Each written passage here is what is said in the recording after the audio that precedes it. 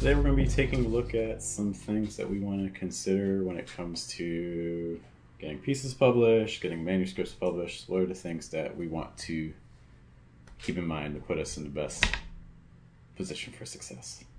Okay. Just based on what we discussed kind of beforehand, there's a couple things I want to touch on, though it's organic, so if you think of other questions or areas that you want to explore, just let me know. One of the first things that you brought up was kind of just talking about, so let's say you have the poems and you're like, where do I submit them? There's journals out there, and we may not like this reality, but the reality is there is kind of a tier hierarchy out there. Some journals, when you get published into them, you get more recognition based off of that than if you get published in other journals. Yeah. It's just like college. Like the level of education you get from different schools, journals probably about the same, but if you graduate from one school, it has the name rep, Yeah. And so poetry world, no different in that regard. I think what I see a lot of poets doing, especially when they get started with submitting, is there's almost this approach that like, oh, well, I'm new to this, so let me do kind of like the lower tier journals and then kind of work my way up like it's a ladder, like it's almost like growth, right? Like you start as a child and you become an adolescent, then become an adult. Yeah, that's what I did the last time. I think I in my publishing journey when I first started, that's the same approach I had, and now looking back on it, it's probably not the best approach, because what you're essentially doing is you're saying no to yourself. Yeah. Yeah. Well, what I actually did also on top of it is I would actually put them into 3 different tiers. My own poems. I put a high, medium, and low. And then I would put them sequentially into what level tier journal I thought that would fit. Mm-hmm. So, I actually had one, and then I would just send off massive quantities. I would mail them. It makes sense. I'm not shocked to hear that. The only thing is that what I tell people all the time is that the assumption is that the work is going to be good nowadays. Poetry journals are flooded with so many submissions. It's harder now. So if we discount a piece, we're like, oh, this isn't going to do well there. We're saying no to it before they have a chance to say no. And you talk to any poet who's, more well known in the game, in the publishing field, and they'll tell you about the poems. They're like, oh, I had this submission and all these poems were super strong, and then I sent in this really weird, not that great piece, and then that's the one that gets accepted, right? The reality is that we can't speak for editors, and we also can't speak for how editors are going to be feeling in looking for material in a specific moment, because a poem that they may accept today may not be a poem that they accept tomorrow, or it might not have been a poem that they would have accepted last week. There's so much that goes into these submissions that are beyond our conscious awareness. Yeah. So go for it. I think if you're really trying to get into tier 1 journal and you're like, I think it fits the style of what the journal is looking for, do it. Because at the end of the day, the worst they can say is no. Yeah. And honestly, by the time they get back to you, you're probably not going to care as much about it, because these journals take time. The submission process is long. You were talking about how now you have poems that, you're building up your portfolio of submissions. And it can stack very quickly. Even if you just do one submission a week, by the end of 2 months, you could have already 10, 11 submissions that are still out and you haven't heard back on. And you may still not hear back on for another 4 months. Yeah. So they can stack fast. Yeah. So I wouldn't want us to discount pieces. The other thing to be careful of too is that sometimes, again, just use the college metaphor, you apply to the safety school. You send a weaker poem to weaker places, or sometimes you even send the poem that you're like, I think this will get accepted at this place, even though it's a low tier place. What are you gonna do when they reject you? How's that make you feel? It's wow, I had this is my tier 4 bottom of the barrel and I submit there and they're rejecting me. Yeah. How's that going to make you feel if you're like, oh, this place just accepts anyone? Because the reality is there's so many journals now and it's so easy to submit. The barrier to entry is so low. There's good poems everywhere. Your small no-name journal has good poems in it. Sure. In fact, some of those poems might be better than the journals you find in the top tier place, right? So it's like, just submit where you want to submit. Just see what happens. Just see what happens. Don't say no to yourself first. Yeah. Let them say no first. Yeah. Yeah. Did you have any thoughts on that? Yeah, we'll see what happens. I was aiming high, like Rattle, the Sun, stuff like that, just to see what would happen. So let's talk about those places that you're submitting to. How are you determining what places you're submitting to? Yeah, I have this list that I got from one of my poetry friends that I'm using right now that has everything ranked. So I'm just aiming at like the top, not poetry, but like Rattle, the Sun. I mean those are high up on the list. I think that makes sense. The one thing I would caution with is sometimes it seems like every year there's something that's happening in the poetry world with specific journals, and if you're just like applying to top tier things, you might miss out on that. But the poetry world's very small. It's a big world, but it's a small world. Everyone kind of knows everybody. And so things that happened, like in the past, there were people that were trying to submit changing how they identify, like racially, to see if that would give them an advantage. In the past, there have been, editors publishing themselves in journals. Really? Yeah. Oh, okay. I mean, speaking of Rattle. That's right. He... Tim published Mr. himself. Green is like is in Rattle, quite a bit. Not never, right? Mm-hmm. But he also writes the nicest rejection letters. All I'm saying, and Rattle's had some. I mean, that aside, Rattle has had some controversies and things like that in the past too. So, all that to say is that when you're making these lists, that's great. It may be good to also kind of just take in what's kind of like the zeitgeist of the poetry movement. How are people responding to the specific journals? Because you just say, oh, it's a tier 1 place, let me submit there. But there might be more going on there. I know a big thing with like the Poetry Foundation recently, just with like the conflicts in countries and the stances that they've taken.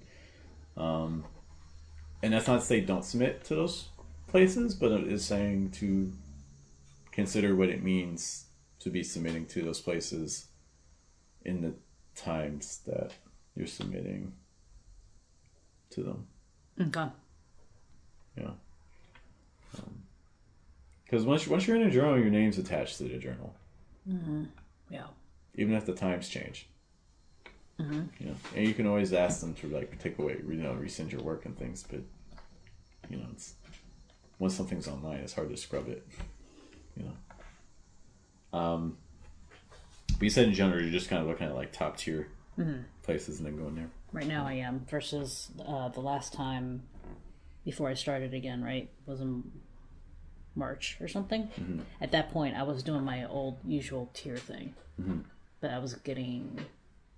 Yeah, I wasn't getting accepted other than Main Street Rag, which right now is not as big as it was at one point. Yeah. At one point it was very good, but I think I looked on the internet and it looks like they lost some momentum because they were doing some self-publishing of some of they had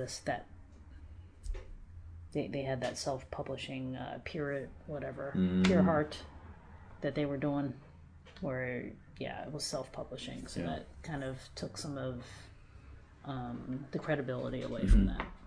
Mm-hmm. Yeah. I think one thing too, when we're picking places to submit, one of the nice things about a lot of the top tier journals is they've been around a while.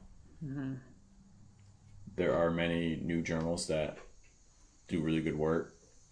Are they going to be here in 5 years? Yeah, I don't know. Are they going to be here even in 2 years? because a lot of the newer journals aren't part of universities. You know, there are people like you and me just like, hey, let's start a journal. Yeah. And it's great. You have that motivation. You have that fire for a year, 2 years, maybe 3 years. It's hard to keep it up just from life. So you may also kind of wanting to see, you know, what's the team in place behind this? Does it seem like it's something sustainable? Yeah. That's not to say that, you know, 1-2 person teams can't do it. I'm thinking of, like, for instance, like Thrush, a relatively new journal that is really just 2 people. Yeah. And they reply to you super fast. I don't know how they do that. Their life must be horrible. Yeah. But yeah. But is their journal good? Yeah, I mean, it's reputable. You know. Okay. So that's another thing just to kind of consider when you're looking at places to submit to. Any questions about that? No, I just need to get. I think the main thing is I need to get more out there. Yeah. And just see what happens. Yeah. Because I mean, this is a new game, and I don't really know the new game.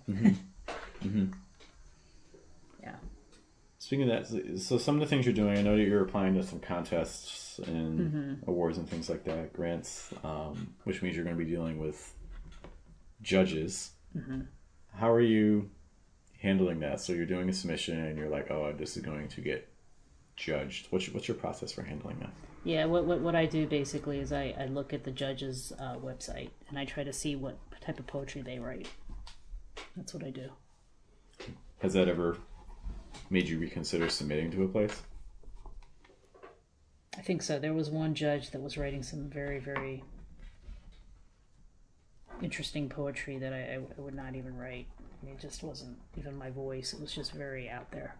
So I was like, But in some cases, reading what the judge was writing was making me think that I might want to turn in. It's swaying me as to what type of poems I want to turn into the contest. Yeah. So yeah, that's helpful. That could be something to reference in the cover letters and things like that too.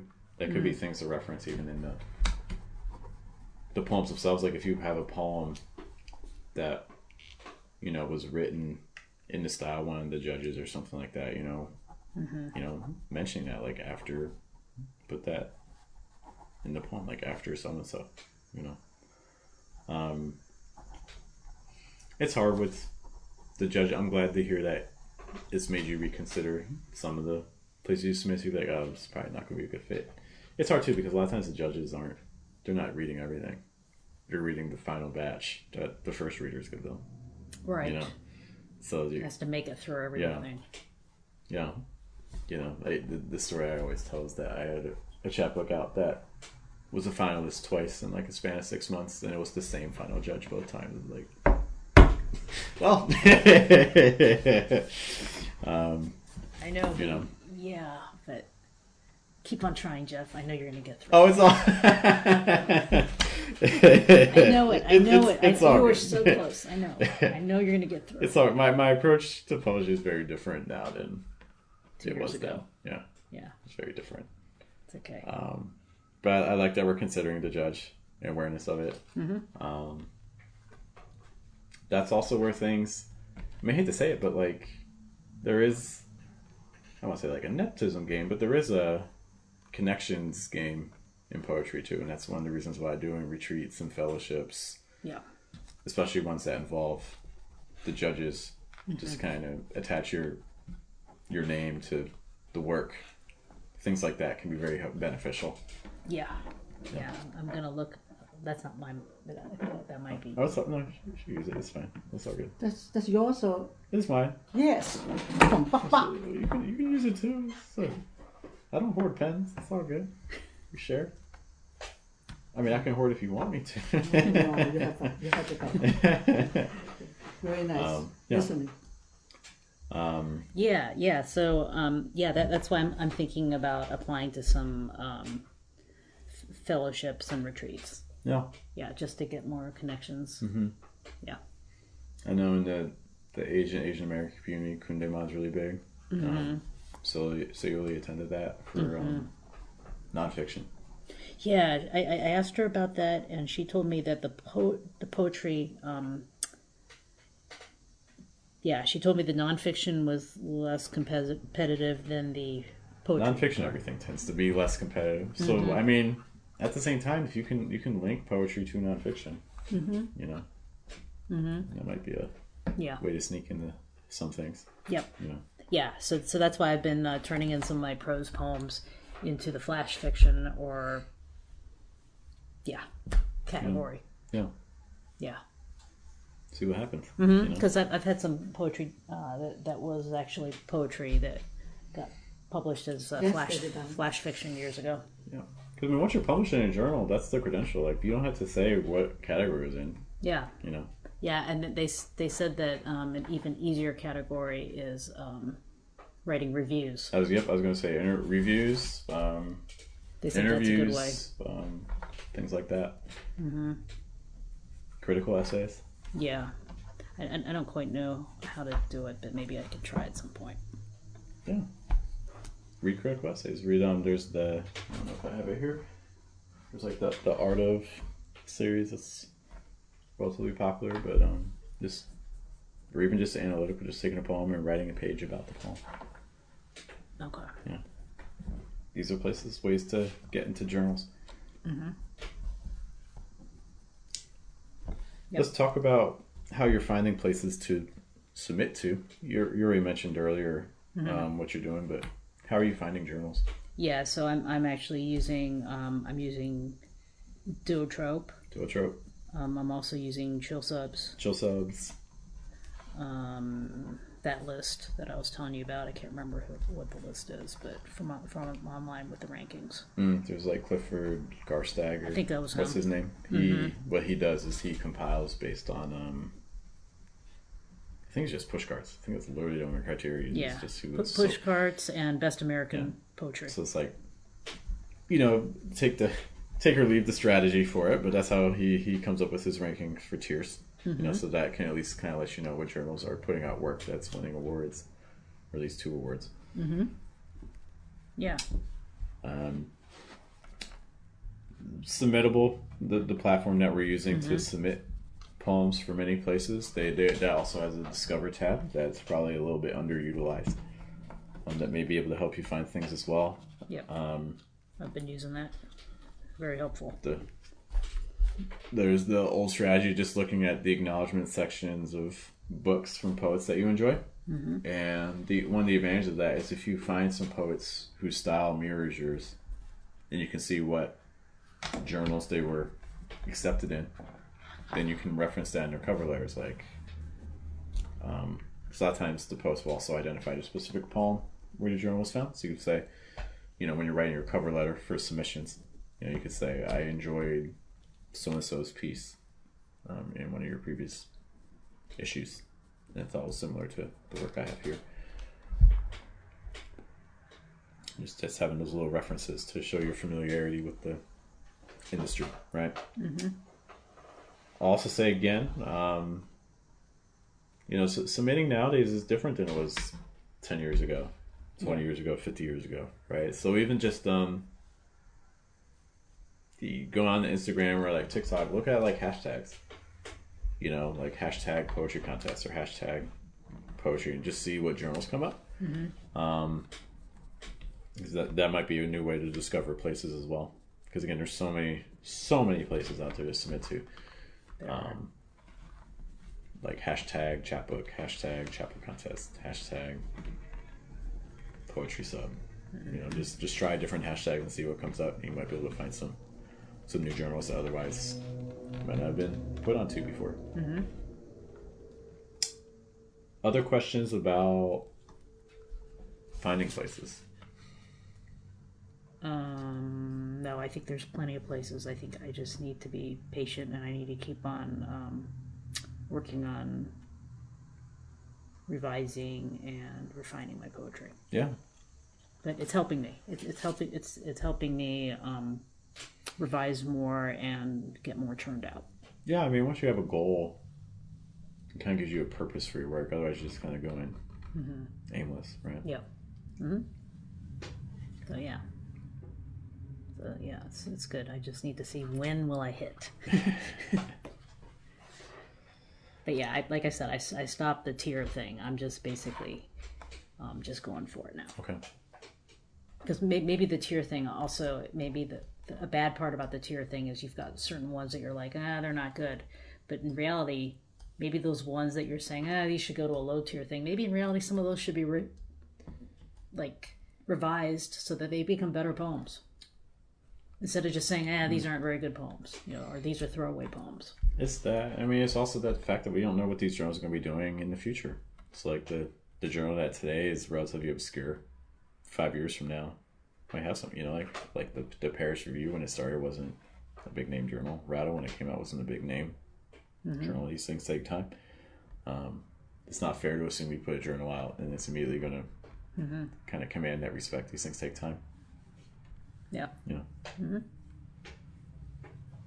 One of the last things I wanted to talk about was just talk about some things that editors are looking for inside of poems themselves. So less about the submission process, but more just kind of nitty-gritty poetry craft things.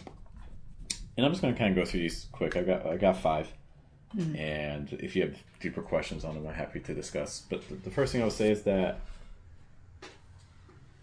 including references to poetry, every system has kind of a history around it and things that it's looking for.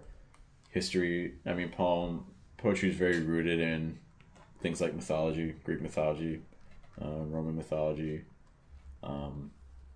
It's very rooted in the Bible. So being aware of what these sorts of connections are and using them, but also using them in fresh ways, but also being aware of poems in the past that have used them. For instance, there's like Leda and the Swan. There's lots of poems about like Eurydice. There's lots of poems about Troy and things like that. So kind of asking ourselves, what can we contribute? Some people play around with it by incorporating other mythologies, like Native American mythologies or like African mythologies, things like that.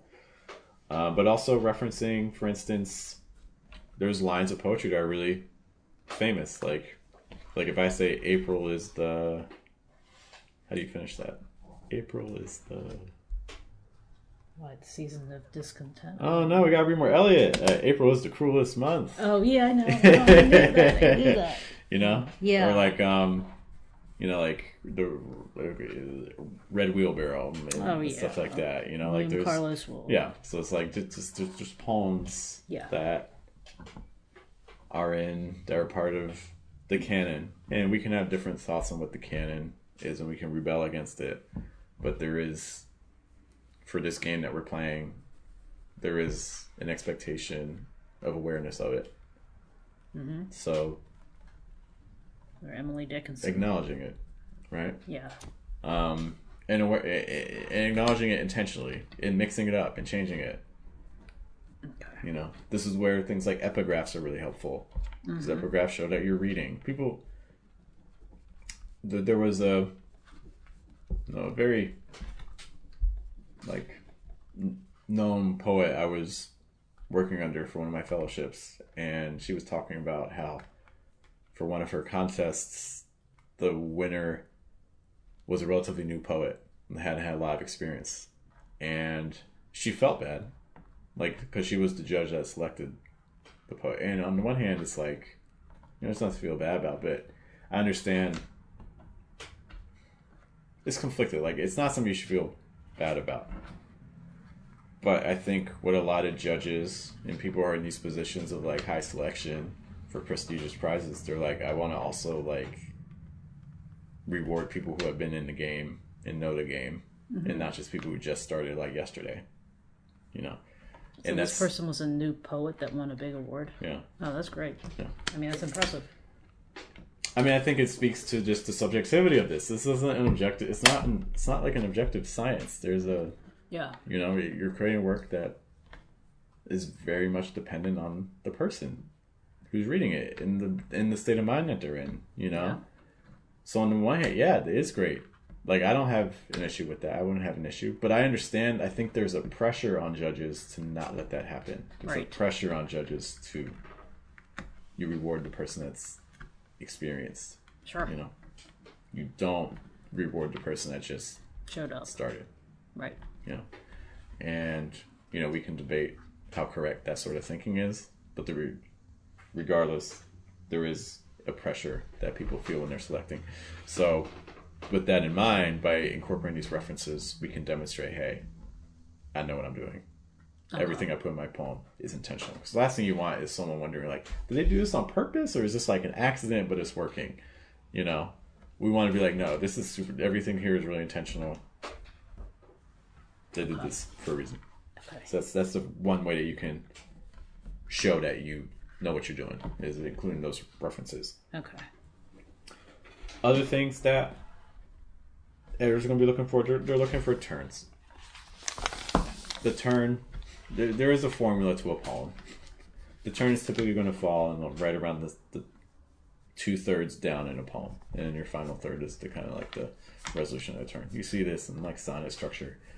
You see this in most poems that are winning awards these days. You're going to find it. They're looking for a turn. They don't want things to end exactly how they started. There needs to be some sort of a twist. That's something. Another thing that editors are going to be looking for, they're going to be looking for concision. No wasted words. Okay. Say it once and trust yourself to not say it again. Okay.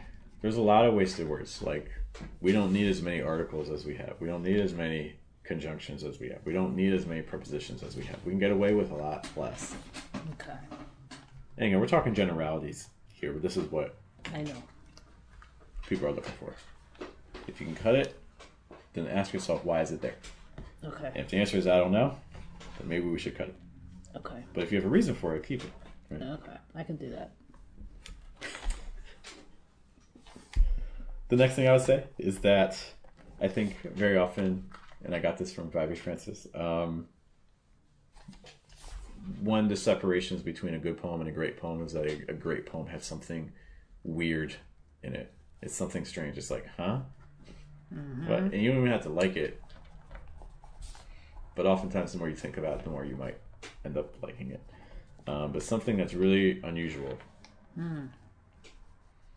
It's not enough just to like avoid cliche and have fresh language. No, there has to be something physically weird in the poem.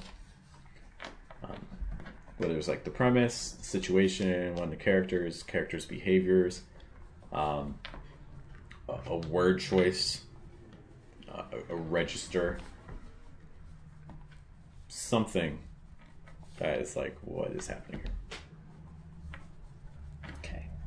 My work can be more weird. Get weird. And a lot of times that just involves embracing who we are more. Your own individual weakness.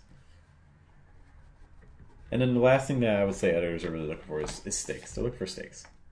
Okay. Who cares? So what? If you can't answer those two questions, the poem's not done.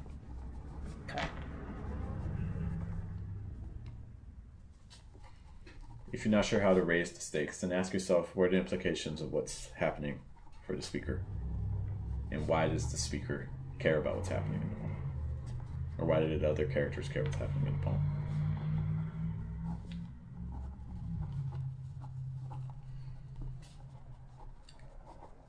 But yeah, those were the things I wanted to highlight as we're considering submitting poems individually and also for contests. Yep. Other general questions or anything for me? Nope. I'm just going to keep on going. Yeah. That's all there is to do. Yeah.